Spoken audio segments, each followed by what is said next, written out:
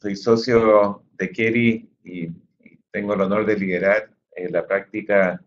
de consumo y publicidad junto con otros compañeros de- del estudio. Y hoy día me acompañan Cristina Busquets, Cristina Asociado Senior, forma parte del equipo de Derecho de Consumo y Publicidad. Ella es abogada, tiene un LLM en la Universidad de Berkeley y además de los temas de consumo tiene especialización en el área de alimentos. Y también tenemos el honor de contar acá con Aldo Molinari, él es socio del área de litigios del estudio y tiene un LLM en Columbia, ha trabajado afuera y es profesor de Derecho Civil en la Universidad de Chile. Y tenemos la tarea hoy día de caminar por esta nueva ley que fortalece al CERNAC y básicamente hacer algunas precisiones. La primera es que esta ley tiene una connotación principalmente de fortalecer las facultades del CERNAC, es más bien una ley de carácter procesal que viene a darle más potencia, más fuerte, coloquialmente hablando, poniéndole dientes al CERNAC, que quizá antes no los tenía tanto, y se enmarca dentro de estas reformas ciudadanas que hizo la presidenta Bachelet, junto con la agenda probidad, junto con los temas de datos personales. Uno de los compromisos fue darle más poder al CERNAC y ayudar a potenciar el rol de dicho organismo en la defensa de los derechos de los consumidores. Este proyecto se presentó en junio del año 2014, fue aprobado por el Congreso después de 3 años de tramitación y probablemente ustedes escucharon en este año que hubo un requerimiento y se fue este proyecto al Tribunal Constitucional, sobre todo porque existía un problema de constitucionalidad, ya que el proyecto le otorgaba al CERNAC capacidades sancionatorias. Y en el fondo, la objeción principal era cómo podía haber un organismo que fuese juez y parte, y esto generó bastante discusión. Y finalmente el Tribunal Constitucional eliminó las facultades sancionatorias del CERNAC, dejando el proyecto como está, y por eso el 13 de septiembre del 2018 se publica y va a entrar en vigencia en un tiempo más. Hoy día vamos a ir y vamos a repasar las principales modificaciones a nuestro sistema de protección al consumidor y sobre todo a las nuevas facultades que va a tener el CERNAC. Estos 8 puntos son las principales modificaciones. Pueden ver que hay un incremento de facultades, de multas, cambian los plazos de prescripción, pero también hay algunos temas sustantivos que, que vienen a reforzar la parte más de fondo, lo que se refiere principalmente a las ventas dadas en servicios de telecomunicaciones y algunas indemnizaciones directas por suspensión en servicios básicos. Por lo tanto, además de los temas netamente procesales, hay algunos temas de fondo que vamos a ver más adelante. Finalmente vamos a terminar la presentación con algunos comentarios sobre la entrada en vigencia y las conclusiones sobre qué creemos nosotros que debieran hacer las empresas para prepararse para estos nuevos cambios, cuáles son algunos protocolos que se podrían adoptar y básicamente alguna forma de que ir preparándonos con tiempo, educándonos con tiempo, ya que los cambios que vienen son bastante relevantes. Habiendo dicho esto, dejo para ver los temas más de fondo con usted a Cristina Busquets. Muchas gracias, Guillermo, y muy buenos días a todos los que nos están escuchando. Bueno, en primer lugar, vamos a comentar un poco acerca de las nuevas facultades del CERNAC que establece esta reforma, y que son principalmente 3. En primer lugar está la facultad de fiscalizar, en segundo lugar la facultad de interpretar la norma, y en tercer lugar la facultad propositiva. Respecto de la facultad de fiscalizar, esta facultad va a resultar sumamente relevante ahora en las posibilidades que tiene el CERNAC para actuar y para velar por el cumplimiento de la norma. Respecto a esta facultad, consiste básicamente en que el CERNAC va a poder ingresar a los recintos en los que los proveedores desarrollan sus actividades para verificar si se está dando cumplimiento o no a la ley en ellos. Es decir, el CERNAC va a poder inspeccionar y fiscalizar en terreno las actividades de los proveedores.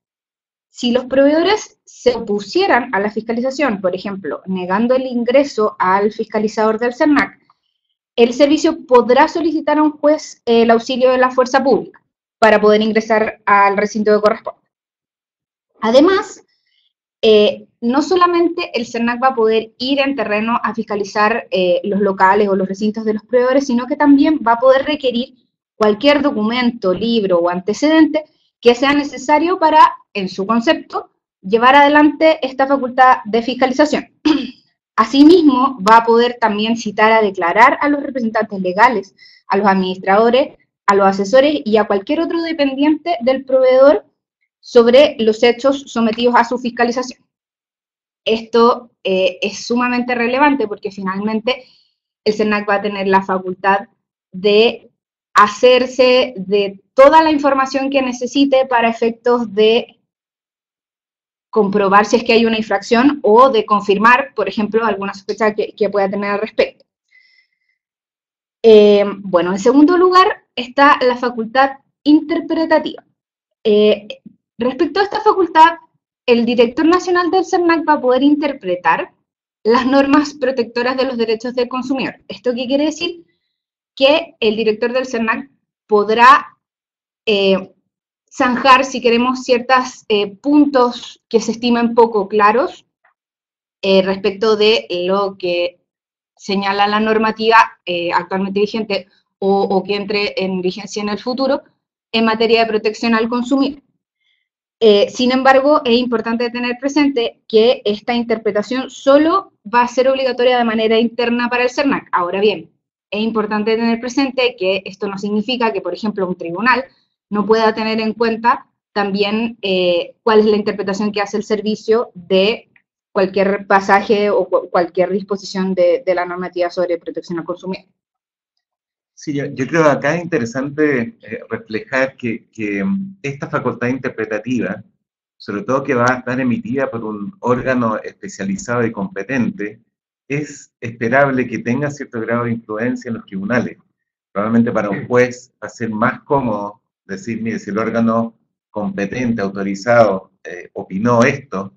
nos parece que es una interpretación que va a ser más fácil de tomar un momento de un juicio, y ya que, contrario censo, va a tener que justificar mucho más profundamente, ir en contra del órgano especializado.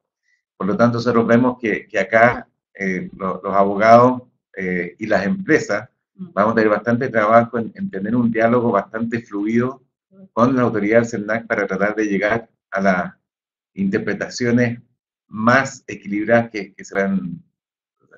puedan tener. Claro, el punto es que finalmente, si bien, como ustedes dicen, esta es una facultad interpretativa interna del Servicio Nacional del Consumidor, va a producir una especie de presunción en contra del proveedor, en definitiva. Porque en el procedimiento el proveedor probablemente va a entrar, ¿cierto?, con una interpretación que va a ser probablemente contraria a sus intereses. Y por lo tanto, el juicio va a partir, ¿cierto?, con la carga del proveedor de tener que proveer una interpretación distinta de aquella de la que ha sostenido el CERNAC, que ese es el problema. Y si a esto le agregamos la facultad de fiscalización, también el CERNAC va a poder fiscalizar aquellas cosas que van más en la línea de su interpretación. Por lo tanto, vamos a tener que ver cómo va a operar esto, pero yo creo que va a ser muy importante ir generando una concientización de que la relación con el CERNAC, con sus autoridades, van a ser muy importantes. Así es. Bueno, y finalmente, la facultad propositiva que va a tener el CERNAC consiste básicamente en que el CERNAC puede proponer al presidente de la República, a través del Ministerio de Economía, la modificación, la derogación o la dictación de nueva normativa en materia de consumo. Bueno, y quizás uno de los puntos más importantes que establece esta reforma es el incremento de las multas que hasta hoy día tenemos en materia de consumo. Como podrán ver en el cuadro que está en pantalla, el aumento del monto de las multas a imponer por infracciones a la Ley de Protección al Consumidor aumenta considerablemente, lo que de todas maneras va a impactar de manera muy relevante a los proveedores de productos y servicios en nuestro país. A modo solamente de ejemplo, como pueden ver en el cuadro, la sanción general, que hasta ahora era una multa de hasta 50 unidades tributarias mensuales, equivalente más o menos a 2.300.000 pesos, va a subir a 300 unidades tributarias mensuales, es decir, aproximadamente unos 14 millones de pesos. Como verán, este aumento es muy considerable y además teniendo en cuenta el hecho de que en los juicios colectivos los tribunales van a poder imponer una multa por cada consumidor afectado, los montos, los riesgos económicos involucrados en potenciales acciones por infracción a la Ley de Protección al Consumidor van a aumentar de manera dramática. Además del incremento de las multas, la reforma establece un nuevo sistema para la determinación de su monto, básicamente aplicando un sistema de atenuantes y agravantes que van a permitir al juez graduar el monto o la entidad de la sanción que se impone a través de la multa. Bueno, las principales atenuantes y agravantes son las que están viendo hoy día en la pantalla y dentro del sistema de atenuantes es importante destacar aquella que dice relación con la colaboración sustancial que se preste o que el proveedor pueda prestar al SERNAC o al tribunal, y que tiene que ver con contar con un plan de cumplimiento que haya sido previamente aprobado por el servicio y que es una de las medidas que activamente los proveedores van a poder tomar de manera preventiva para eventuales casos en los que se vean enfrentados, ¿cierto?, a acciones por infracción a la norma. Me gustaría reforzar este punto, sobre todo que los códigos de conducta o digamos, otros documentos de cumplimiento interno van a tener un rol bastante relevante, sobre todo si han sido autorizados por el SERNAC. Esto se ajusta bastante con tendencias internacionales en que se le están empezando a dar cada vez más valor a los códigos de conducta, sobre todo porque la ley regula situaciones más bien generales. Pero obviamente la publicidad en marketing directo versus la publicidad en el mundo de medicamentos versus la publicidad en retail se van a regir por normas y códigos muchas veces distintos. Por lo tanto, no descartamos que con estas posibilidades, el día de mañana se empiecen a trabajar en ciertas políticas o protocolos que uno podría consensuar con el SERNAC y que si el día de mañana se produce alguna infracción o algún siniestro legal, esto pueda ser usado como alguna forma atenuante. Aquí se va a tener que obviamente determinar el equilibrio entre lo que es tener un código de conducta versus el código de conducta que podría eventualmente probar el SERNAC, que probablemente no va a ser lo que las empresas esperan. Entonces, va a haber que generar un espacio de reflexión y de determinación de hasta dónde es importante tener estos códigos de conducta, pero sin duda que van a tener un valor jurídico relevante al ser una forma de atenuar eventuales sanciones. Perfecto, entonces vamos a seguir con los beneficios que establece la reforma para las MIPYMES. Brevemente vamos a comentar que la reforma, como ya vieron, ¿cierto?, dado que establece montos muy altos en materia de multa y ciertas otras sanciones, ¿cierto?, ha establecido algunos beneficios para las micro y pequeñas empresas, de manera tal de que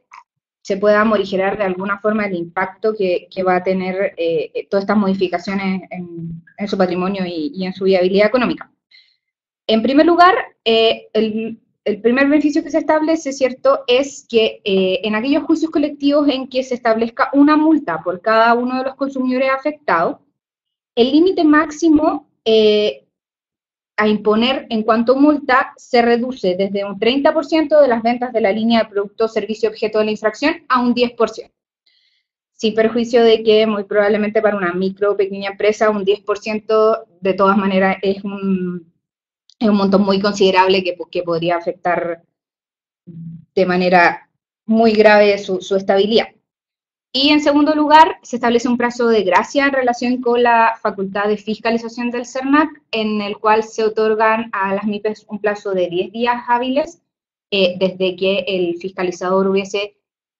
constatado la existencia de algún tipo de infracción para solucionarlo previo a que el CERNAC pueda tomar cualquier decisión de tomar alguna medida o alguna acción en relación con aquello. Bueno, por otro lado, es sumamente importante destacar que la reforma aumenta de manera considerable los plazos de prescripción de la acción infraccional, es decir, de la acción que da lugar a la imposición de multas por incumplimiento de la Ley de Protección al Consumidor.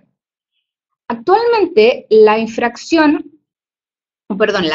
infraccional prescribe en un plazo de 6 meses desde que se hubiese incurrido en la infracción. Por ende, es un plazo de prescripción relativamente corto. Hoy, la reforma amplía ese plazo a 2 años, y no solamente, no son 2 años desde que ocurrió la infracción, sino desde que la infracción hubiese cesado. Es decir, la reforma reconoce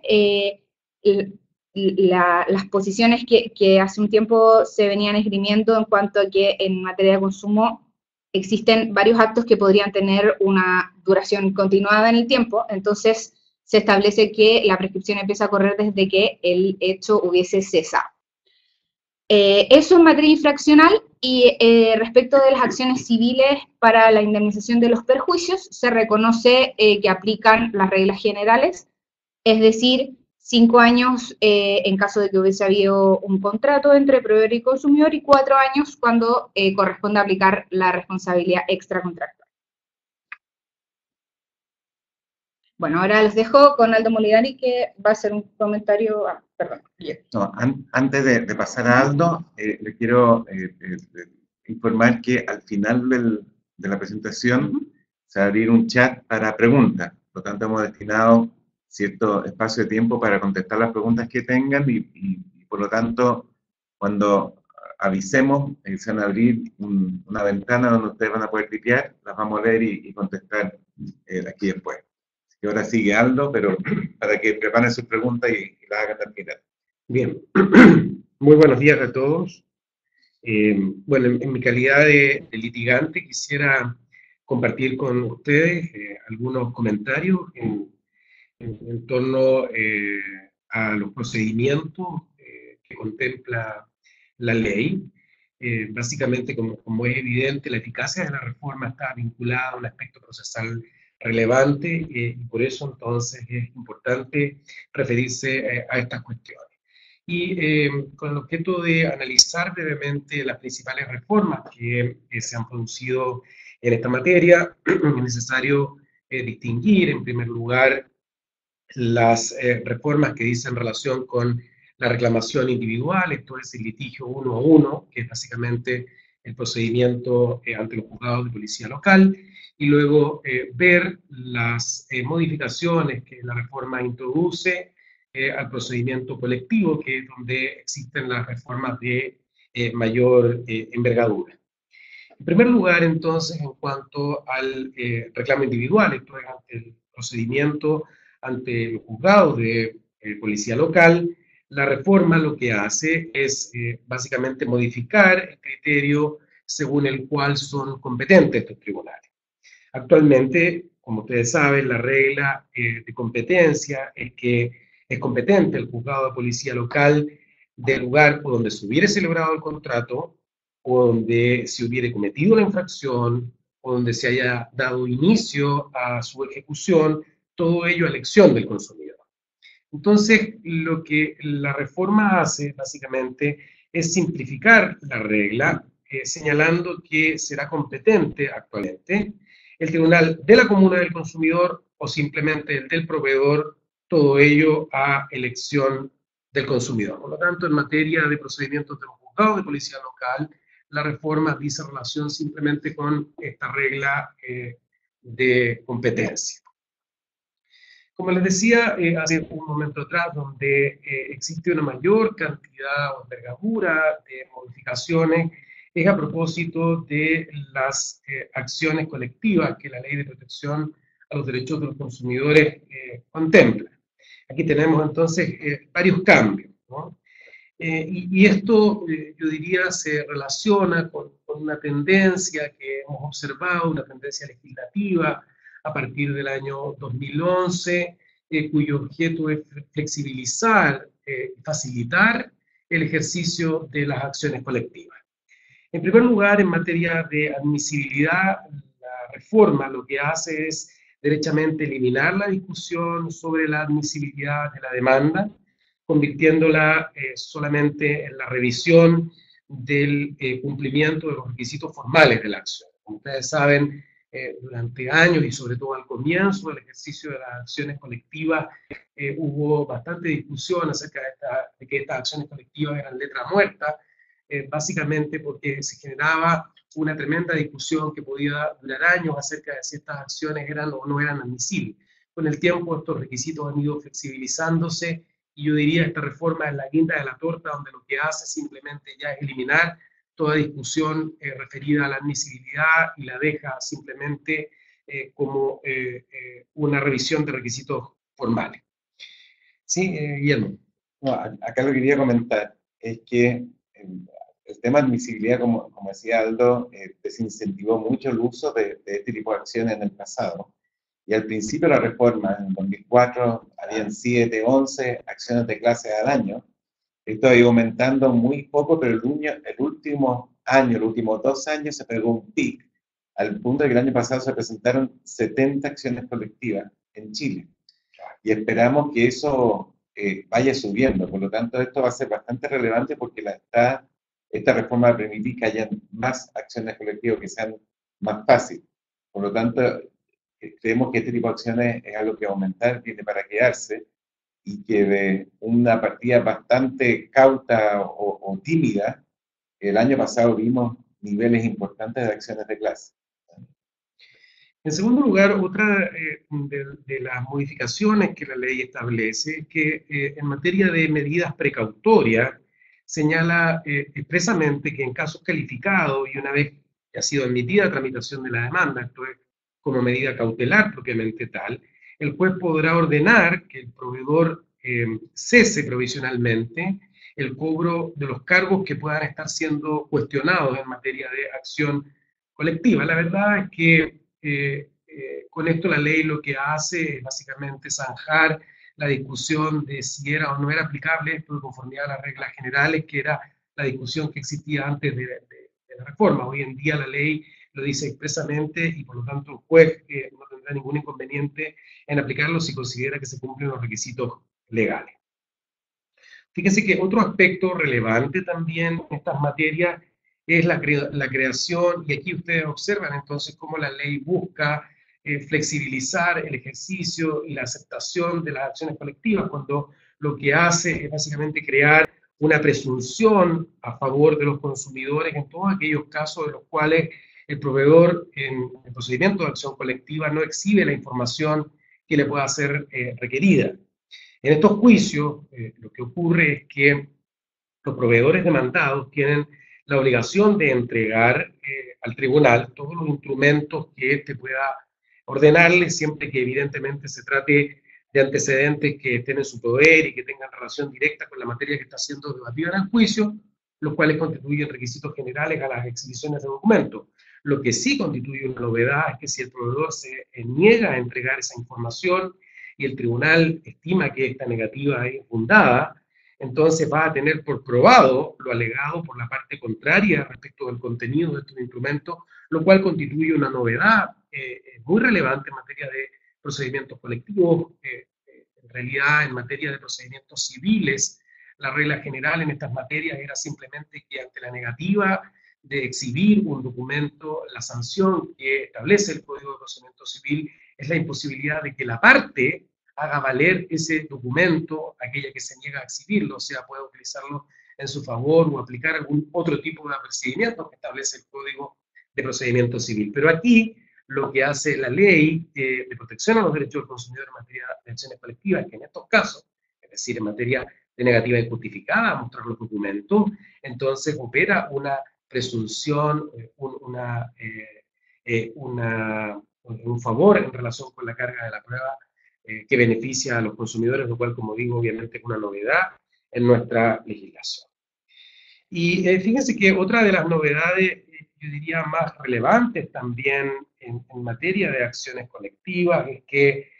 por primera vez en nuestra legislación se incorpora la posibilidad de que los consumidores puedan solicitar en materia de acción colectiva por infracción a la Ley de Protección de los Derechos de los Consumidores, conjuntamente con la responsabilidad infraccional y las indemnizaciones por el daño material, además una indemnización por daño moral, lo que antes no estaba permitido en materia de Ley de Protección de los Derechos de los Consumidores. Lo que señalaba la ley antes de la reforma era que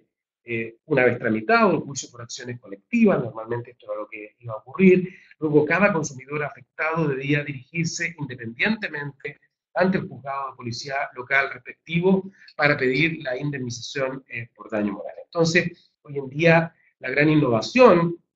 que introduce la reforma es la posibilidad de que el daño moral también sea regulado en el procedimiento en el cual se deduce la acción colectiva. Y como ustedes comprenderán, entonces aquí hay un incentivo importante para el ejercicio de las acciones colectivas. Ahora, me parece, y esto lo digo en mi calidad de profesor de Derecho Civil, que es tremendamente criticable el hecho de que se permita en materia de acciones colectivas el establecimiento de un monto adicional que la ley califica como daño moral y que más bien parece simplemente un daño punitivo, es decir, una sanción adicional, un monto que el juez va a poder establecer de manera adicional. No solo se va a sancionar al proveedor infraccionalmente con la aplicación de las multas que decía Cristina, con un aumento considerable que puede, digamos, aplicarse o aumentarse por cada consumidor afectado, no solo el proveedor va a estar sujeto a tener que pagar los montos que correspondan por daño material, sino que además el juez va a poder ahora fijar un monto adicional al que le va a denominar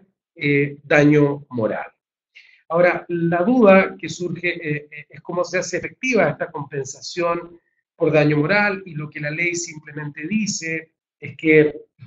lo que el tribunal va a tener que hacer es fijar un monto mínimo común que corresponde a la afectación mínima que habrían sufrido todos los consumidores en común por esa infracción. Y ahí está obviamente lo criticable de la reforma, porque el daño moral en sí o per se lo que constituye es básicamente una afectación a los derechos individuales o subjetivos de una persona, y por eso es que es tan criticable que se establezcan montos mínimos comunes, en definitiva, porque como digo, lo único que se está haciendo es establecer un monto adicional al que van a tener derecho los consumidores y que constituye más bien una punición o una sanción al proveedor. La ley dice que para facilitar la determinación de este monto mínimo común, el CERNAC va a poner a disposición de los consumidores un registro que la ley dice es rápido y expedito para que les permita sumarse a este mecanismo de determinación del daño. La ley dice adicionalmente que en caso de que los consumidores consideren que su afectación o el daño moral que ellos habrían sufrido sobrepase este monto mínimo común, entonces queda a salvo su derecho para poder perseguir la diferencia en un juicio posterior, ya sea ante este mismo tribunal que dictó la sentencia en el juicio colectivo o ante el juzgado de policía local a elección del consumidor. La ley señala que todo esto no obsta, además, a que el proveedor pueda, durante el juicio, hacer una propuesta de indemnización por el daño moral. La ley agrega, fíjense ustedes, como si fuera poco, que el juez puede aumentar en un 25% el monto de la indemnización correspondiente en caso de existir alguna de las circunstancias agravantes que fueron señaladas anteriormente. Y esto es todavía más criticable porque fíjense ustedes que para los efectos de establecer la multa, como ya había dicho Cristina hace un momento atrás, se considera una circunstancia agravante el hecho de haberse afectado por medio de la infracción de la integridad física o psíquica o la dignidad de los consumidores. Y luego esa misma circunstancia vuelve a ser considerada ya no como agravante de la multa, pero es considerado por separado para establecer ahora un monto adicional por daño moral. Finalmente, respecto de las multas de los juicios colectivos, la reforma, como lo dije, también establece la posibilidad de que el tribunal elija si va a aplicar una multa global o única, o si va a aplicar una multa por cada consumidor afectado, ¿cierto? Lo cual puede indudablemente llevar a una compañía incluso a un tema de liquidación. Si bien la ley establece ciertos topes, los topes también, como ustedes pueden ver en la lámina que se presenta, los topes también pueden llevar a multas que son tremendamente elevadas. No podrían, dice, superar el 30% de la venta de línea del producto o del servicio objeto de la infracción mientras ésta haya durado, porcentaje que se reduce a un 10% en caso de ser el proveedor una MIPE, o bien las multas no pueden ir más allá del doble del beneficio económico que tuvo el proveedor como resultado de la infracción. Y con todo, fíjense ustedes, se establece un límite global absoluto para las multas de juicio colectivo que no pueden superar nada menos que 45.000 unidades tributarias anuales, es decir, unos 26.000 millones de pesos. Sobran los comentarios, ¿no les parece? Bien. Adicionalmente, la ley también, como pueden ver ustedes en la lámina, establece un nuevo procedimiento voluntario para la protección del interés colectivo difuso de los consumidores. Básicamente, este nuevo procedimiento se caracteriza porque se trata de un procedimiento administrativo, o sea, es un procedimiento especial que está encargado a una subdirección independiente y especializada del CERNAC, que viene básicamente a hacer la consagración legal de lo que hoy en día conocemos como mediaciones colectivas. Entonces, ¿qué es lo que pasaba con la antigua ley de protección de los derechos de los consumidores antes de la reforma? Lo que ocurría antes de la reforma es que el CERNAC estaba llamado a mediar entre las partes, pero solamente a título individual, ¿no? Esta mediación no era obligatoria y sus efectos no se encuentran regulados en la ley, o sea, la ley de protección de los derechos del consumidor solamente le encarga al CERNAC que realice esta mediación colectiva. Y en este contexto, el CERNAC efectivamente ha realizado varias mediaciones colectivas, básicamente iría innovando sobre la marcha, sobre cuáles serían los actores que debían integrar la mediación, cuáles serían sus efectos, porque nada de esto estaba en definitiva regulado. Entonces, lo que hace la reforma es hacerse cargo de esta situación y por eso que lo que viene a hacer ahora es regular, en definitiva, a las mediaciones colectivas. Entonces, este nuevo procedimiento, lo que la ley dice es, primero, que solo va a poder iniciarse mientras no se hayan ejercido acciones colectivas por los mismos hechos. Por tanto, la ley lo que está haciendo es pensando en una etapa previa al inicio de una acción colectiva, y una vez que se inicia este procedimiento entonces de mediación colectiva, la ley establece un paraguas, es decir, no pueden ejercerse acciones colectivas respecto de los mismos hechos hasta que el procedimiento de mediación colectiva se frustre, o sea, haya sido declarado como fracasado en definitiva. Ahora, el procedimiento va a poder iniciarse de oficio por el CERNAC, es decir, el CERNAC va a poder llamar a mediación voluntaria, entre comillas, a los proveedores, o podrá hacerlo también a solicitud del proveedor o por denuncia de una asociación de consumidores. La ley dice que la duración no puede ser mayor a 3 meses desde que se inicia el procedimiento y es prorrogable por una sola vez por otros 3 meses.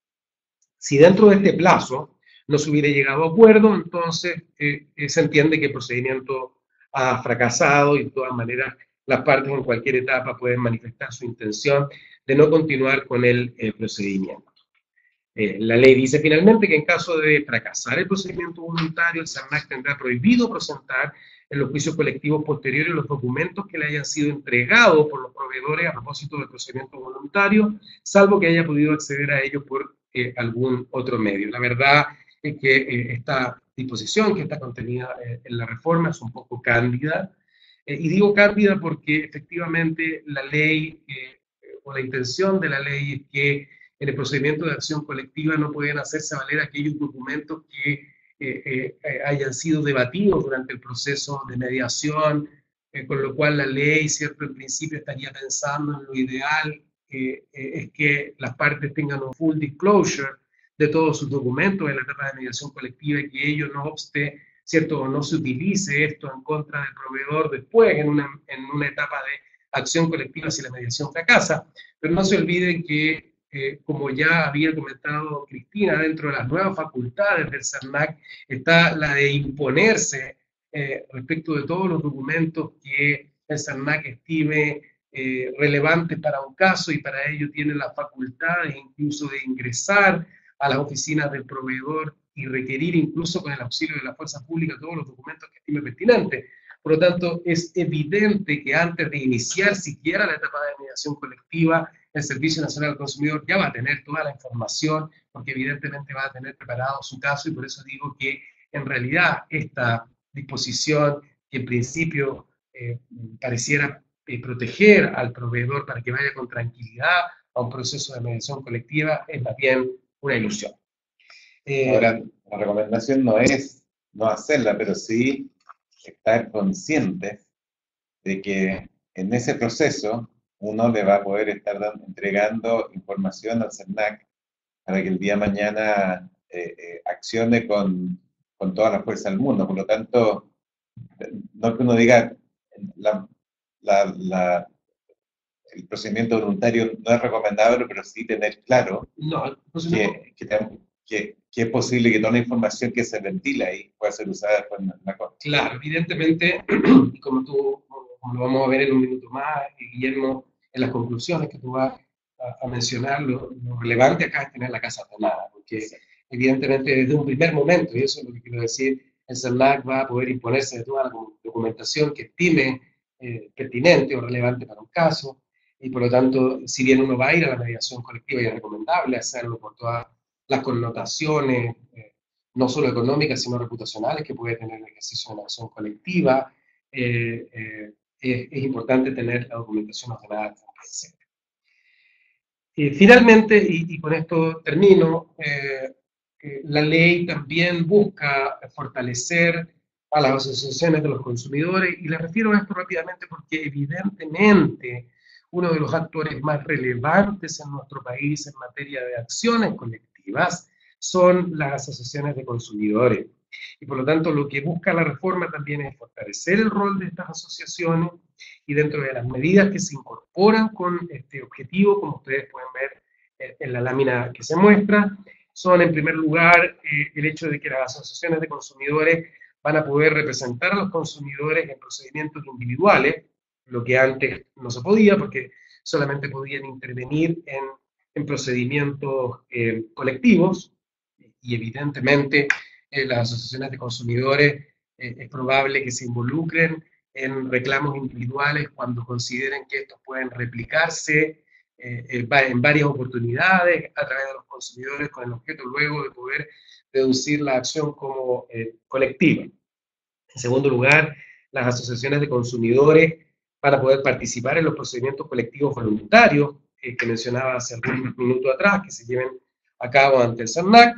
Y en tercer lugar, las asociaciones van a poder realizar a solicitud de un consumidor mediaciones individuales. Fíjense, lo que antes estaba reservado exclusivamente al Servicio Nacional del Consumidor. Y por último, como es lógico, lo que hace la reforma es fortalecer a las asociaciones de consumidores. ¿De qué manera? Entregando mayores mecanismos, evidentemente, de financiamiento, con el objeto de incentivar la participación de estos actores en todas estas materias.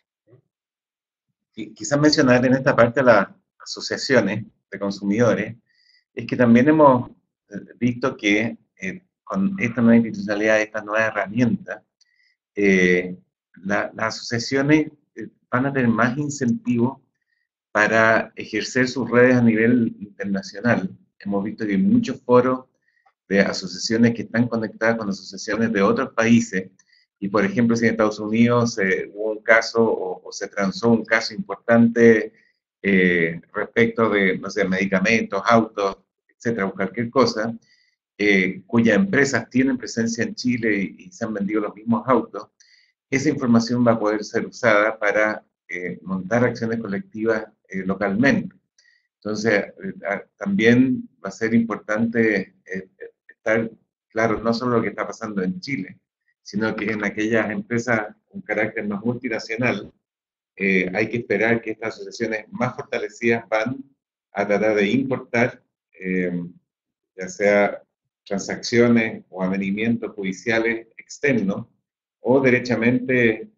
ampliar las acciones colectivas que se estén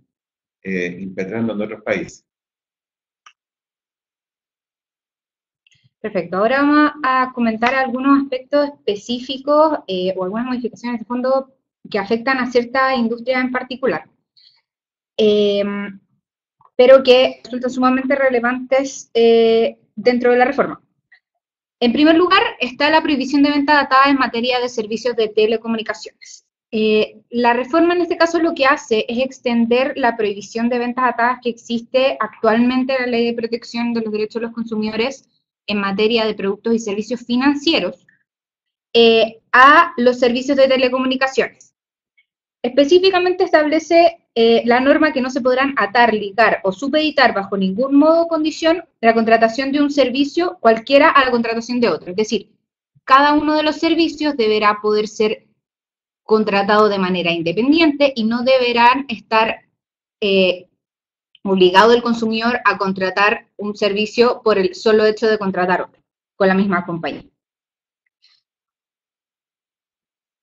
Luego, se establece en la reforma una modificación también sumamente relevante, que es la que se ha denominado la indemnización directa y automática por suspensión injustificada de servicios básicos. ¿Cuándo procede esta indemnización? Va a proceder en el caso de que se suspenda, se paralice o no se preste de manera injustificada un servicio básico. ¿Qué se entiende por servicio básico? La norma dice que serán servicios básicos del agua potable, el gas, el alcantarillado, la energía eléctrica, las telecomunicaciones, los servicios telefónicos de recolección de basura, residuos o elementos tóxicos. En este caso, el proveedor tendrá la obligación de compensar a él o los consumidores afectados por cada uno de los días que se haya estado sin suministro por esta causa, por un monto equivalente a 10 veces el valor promedio de lo que se haya facturado en el estado de cuenta anterior a la respectiva suspensión. Esta compensación se materializa a través de un descuento en el estado de cuenta siguiente. Para el cálculo de esta compensación se entiende que en los servicios continuos existe un día sin suministro cada vez que el servicio no se haya prestado por 4 horas o más continuas dentro de un periodo de 24 horas. En los demás casos, por ejemplo, en servicios básicos periódicos como la recolección de basura, el cálculo se realiza de manera proporcional al tiempo que dura la falta de prestación del servicio respectivo. Es importante tener en consideración, eso sí, que esta indemnización directa y automática solamente se va a aplicar cuando las leyes especiales aplicables a la industria que corresponda no contemplan una indemnización de esta naturaleza. Esto, eso sí, sin perjuicio del derecho de los consumidores a perseguir una indemnización mayor o que ellos estiman que más adecuada, ¿cierto?, en materia de daño material y moral ante un tribunal de justicia. Bueno, en cuanto a la entrada en vigencia de la reforma, es importante precisar ciertos puntos, dado que la reforma tiene dos plazos de entrada en vigencia o dos sistemas de entrada en vigencia dependiendo de las disposiciones de las que estemos hablando. En primer lugar, parte importante de las disposiciones que establece la reforma van a entrar a regir en un plazo de 6 meses desde la publicación en el Diario Oficial. Esto es el día 14 de marzo de 2019.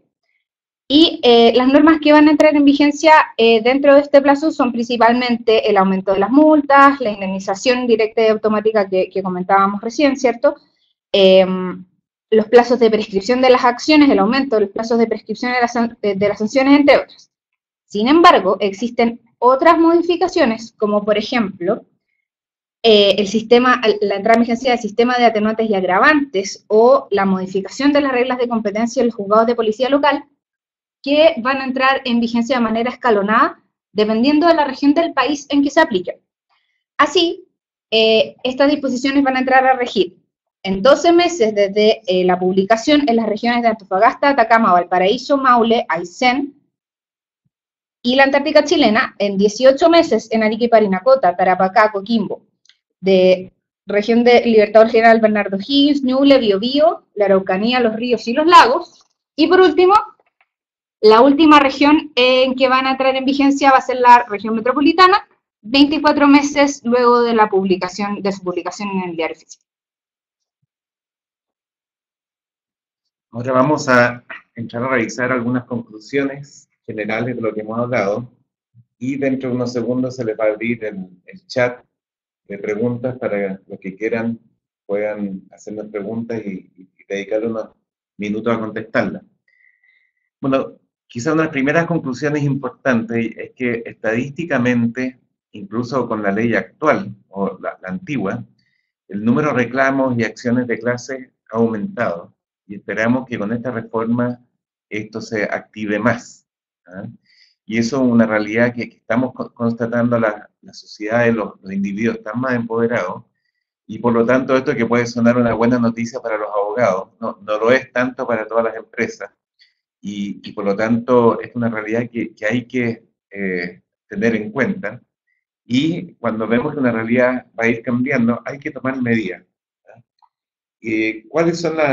los consejos prácticos que uno puede dar? Primero, es importante generar una transformación corporativa. ¿Qué significa eso? Significa que esto tiene que ser un proceso top-down, desde la gerencia general hacia todos los miembros y colaboradores de la organización, empezar a concientizarse que hoy día estamos en un Chile distinto, con sociedades civiles mucho más empoderadas, y eso hay que empezar a reflejarlo dentro de nuestras prácticas. Incluso van a haber un montón de temas que pueden estar aprobados por la ley,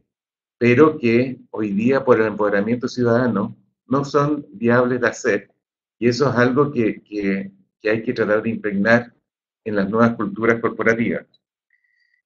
Otra recomendación, y algo lo vimos con estos planes de cumplimiento, esta ley se sustenta principalmente en principios, y cuando uno trata de hacer bajar las distintas industrias que tienen realidades tan distintas de esos principios, es importante tratar de ir generando planes o códigos de conducta o términos y condiciones de uso de ciertos productos que tengan de alguna forma una correlación con lo que son sus realidades en cada empresa.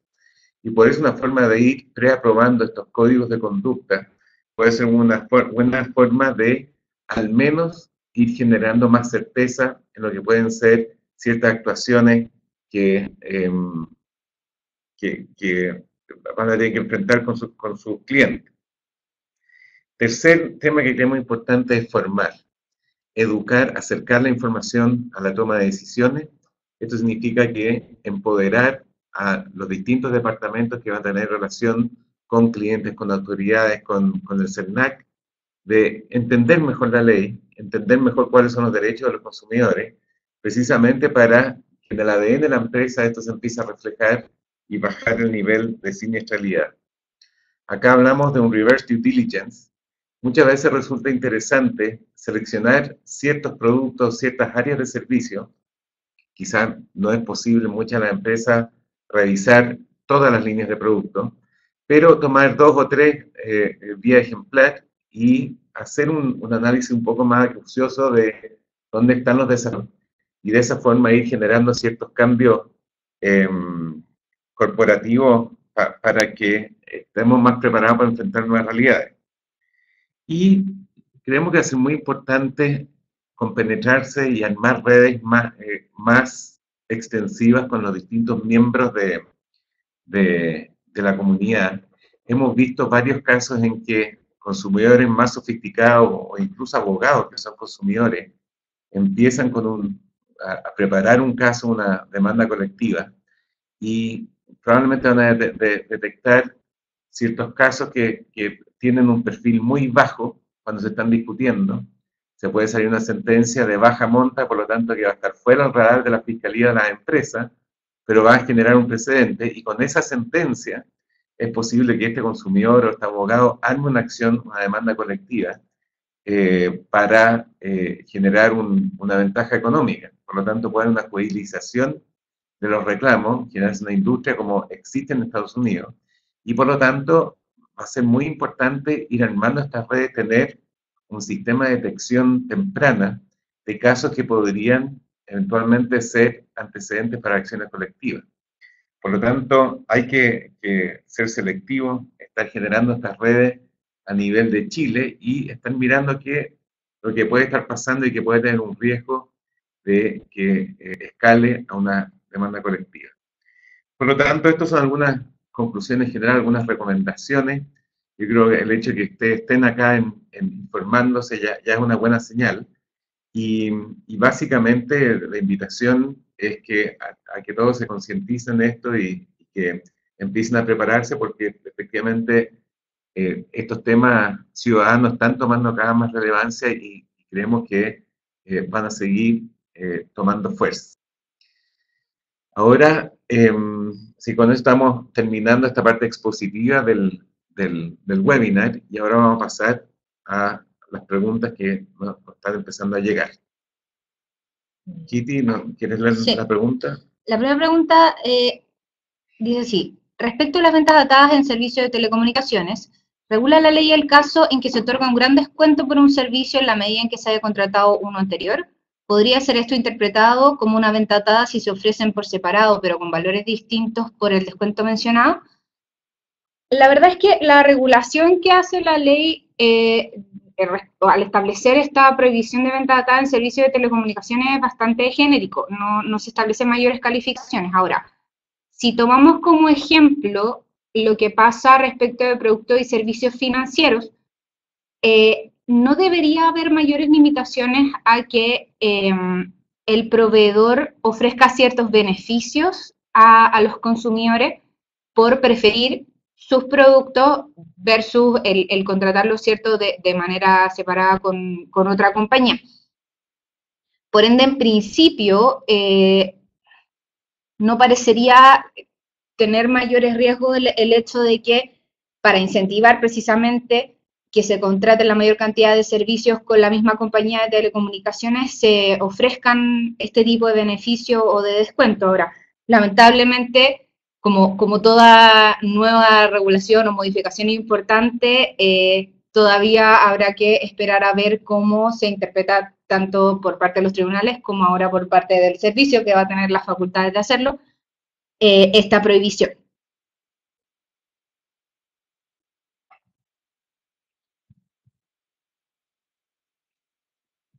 Sí, vemos, hay varios, ustedes están escribiendo, pero todavía no nos llegan las respuestas. Quizá otro tema, a ver, acá llegó otra. Esta es una pregunta, parece que para Aldo. ¿Creen que la nueva multa, que es prácticamente la misma que estipula el decreto ley 211, salvo por el tope, va a desincentivar la delación compensada en materia de libre competencia? Bueno, es una buena pregunta, ¿no? Fíjate, yo creo que no. Yo creo que no, básicamente porque el incentivo, en el fondo, a deducir acciones colectivas, hoy en día viene determinado o establecido por la posibilidad, ¿cierto?, de aplicarle en definitiva al proveedor una multa considerable, una multa que, como decíamos, puede llegar hasta 6 veces lo que existe actualmente en la materia, y ahí sumando eso a daños materiales y daños morales. Ahora, si esta nueva estructura va a desincentivar la delación compensada, yo creo que no, porque lo cierto es que el aspecto de libre competencia, el aspecto computacional que puede tener sujeto a indemnizaciones de perjuicio en materia de libre competencia, hace, me parece, que ese nicho, el de la libre competencia, vaya por cuerdas separadas. No me parece entonces, en principio, que esta nueva estructura desincentive la delación compensada, porque al final del día la delación compensada lo que busca, ¿cierto?, es de alguna manera restringir la alta exposición que pueden tener las compañías en esta materia. Tenemos tiempo para una pregunta más, y que dice así, ¿qué es el reverse due diligence o cómo se materializa el mismo? Bueno, nosotros hemos llamado el reverse due diligence básicamente